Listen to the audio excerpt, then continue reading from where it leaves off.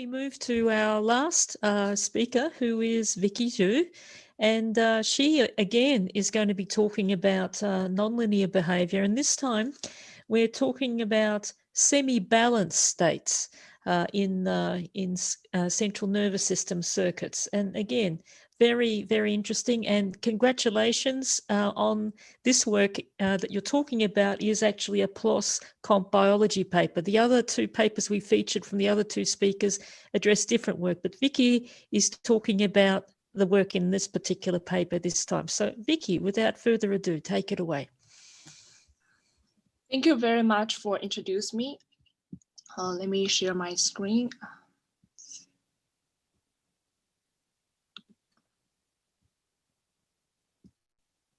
Okay, hello everyone, my name is Vicky Zhu.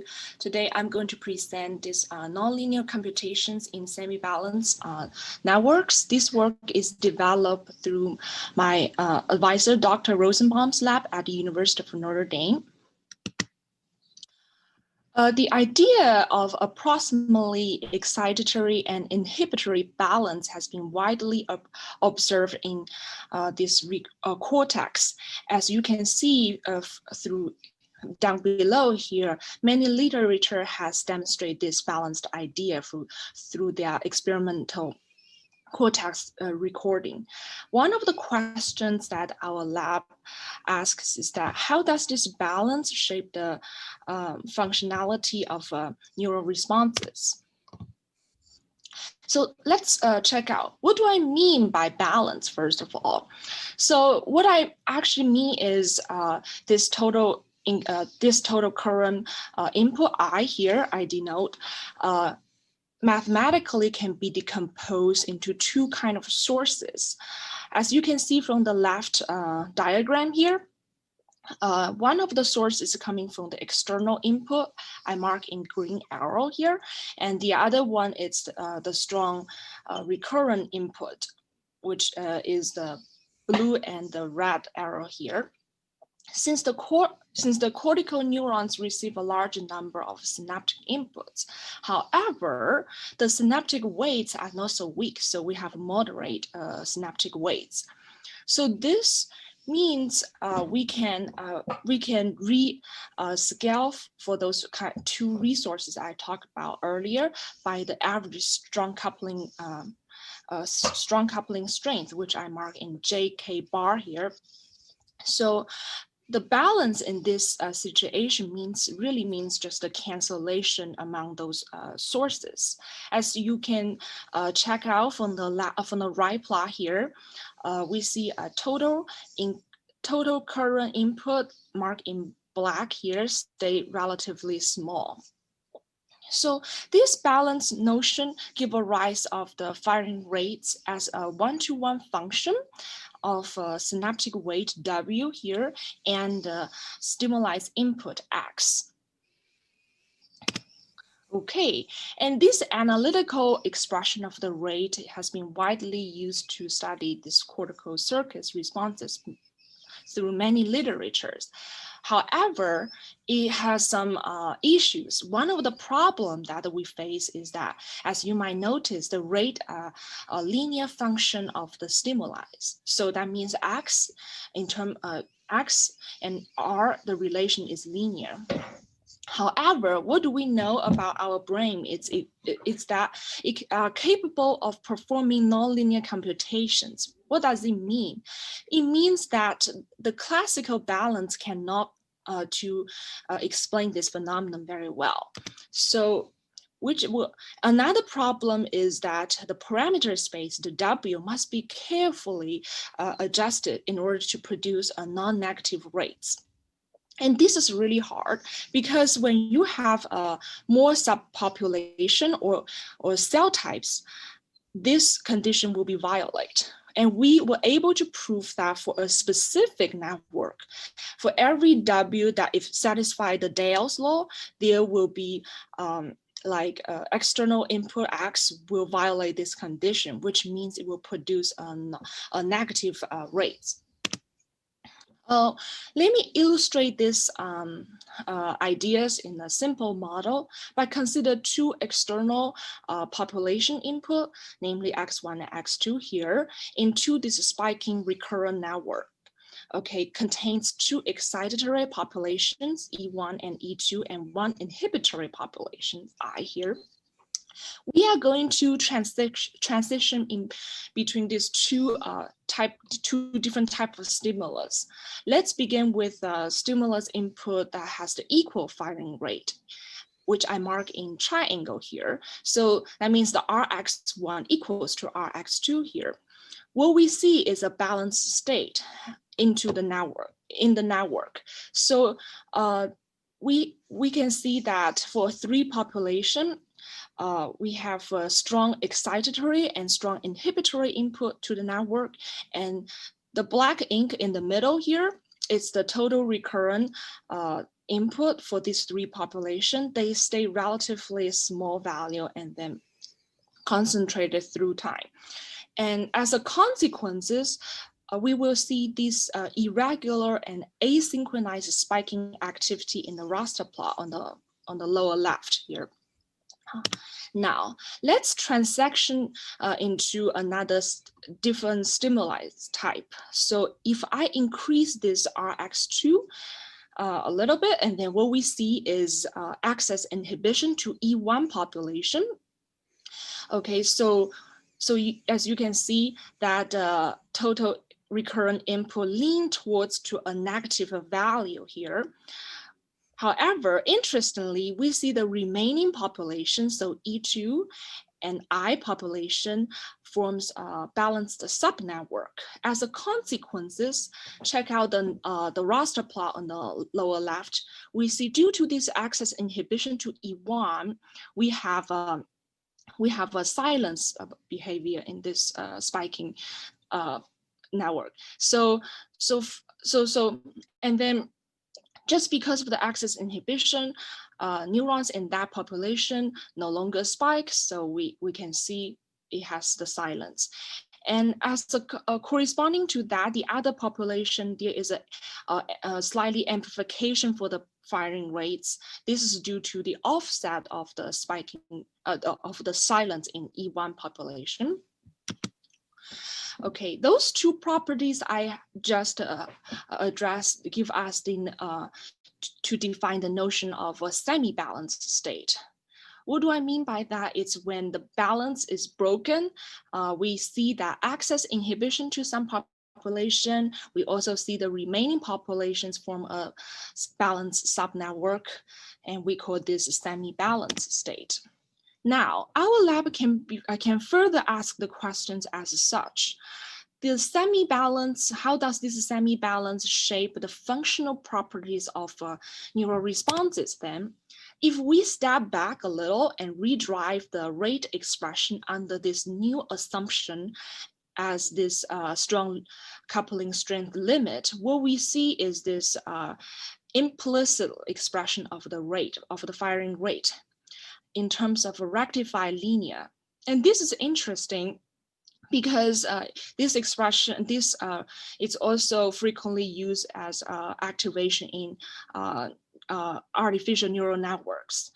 And also notice that there is a linear mapping in between stimuli, which is X here, to the rates R here.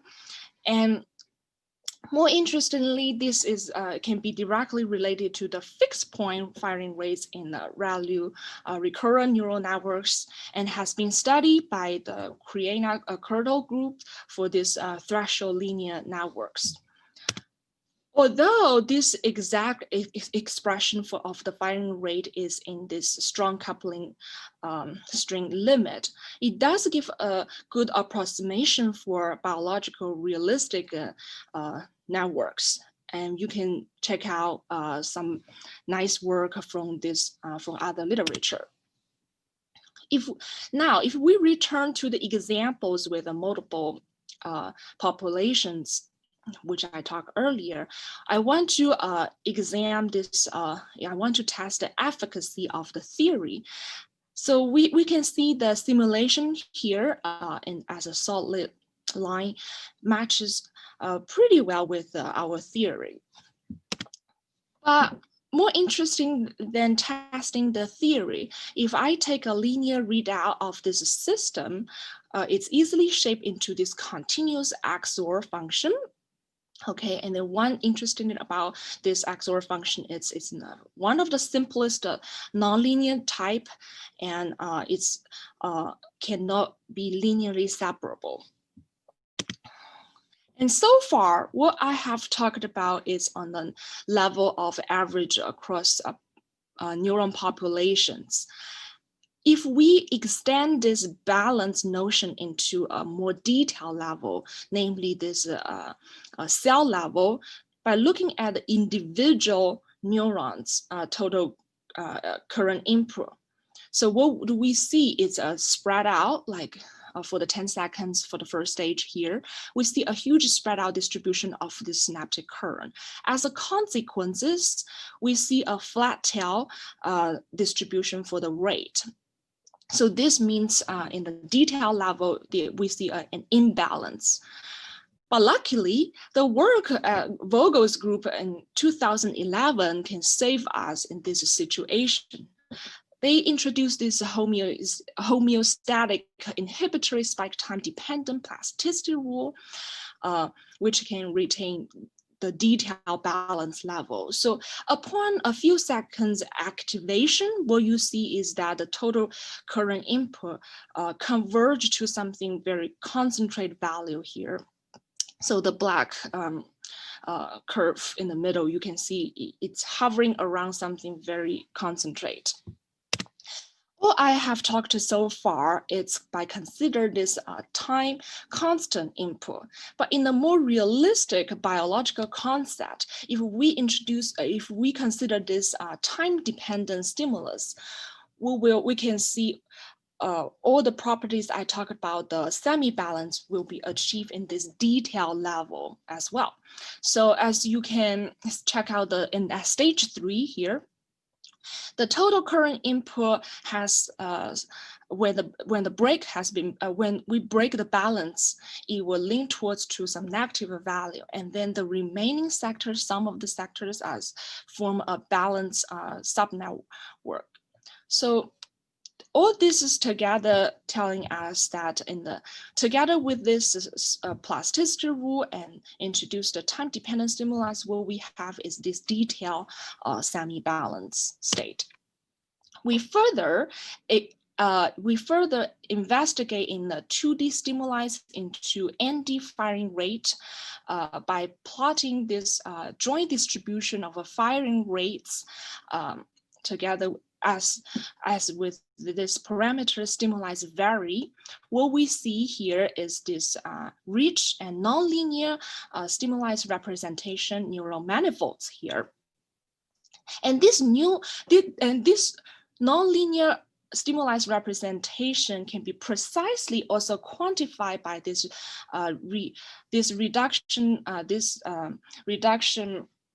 dimension reduction technique by check out the PCA and isomap. PCA is to find this linear manifold, namely this hyperplane. However, this isomap is to use this nonlinear manifold.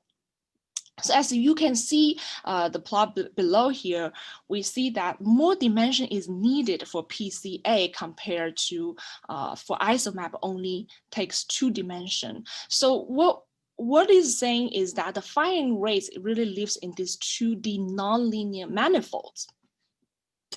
To wrap up of what I have to say on this talk, I first introduced this balance network. It's linear, and then we see it has to satisfy this non-negative firing rate.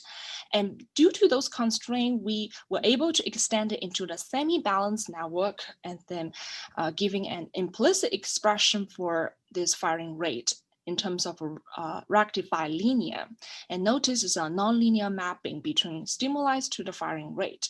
In the individual cell level, we see an imbalance for the network, and And the homeostatic inhibitory spike time-dependent plasticity can retain the balance to the detail level.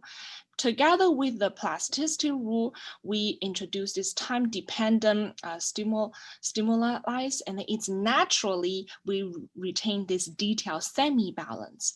So the take-home message for today is that in the semi-balanced network, nonlinear stimuli, we will see this nonlinear stimuli representation. If you want to investigate further for the work, you can check out this paper we recently published in PLOS, Computational Biology. And this work is collaborated with a graduate student myself and the recent graduated fellow Dr. Cody Baker and my professor Dr. Rosenbaum, and funded by various resources, including NSF and Neuromatch. I'm ready to take any questions. Thank you, Vicky. We do have a question from the audience, and it's a question from Mega Gosh, and he asks, can you explain how a semi-balanced state differs from sparse firing network? Okay, the semi-balanced state is really in the notion, let me go back a little bit.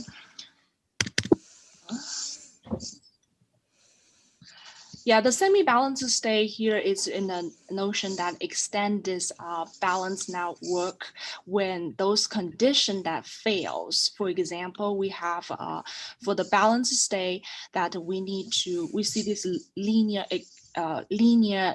expression in terms of stimulus and the rates. And we also have to make sure that the firing rates has to be non-negative.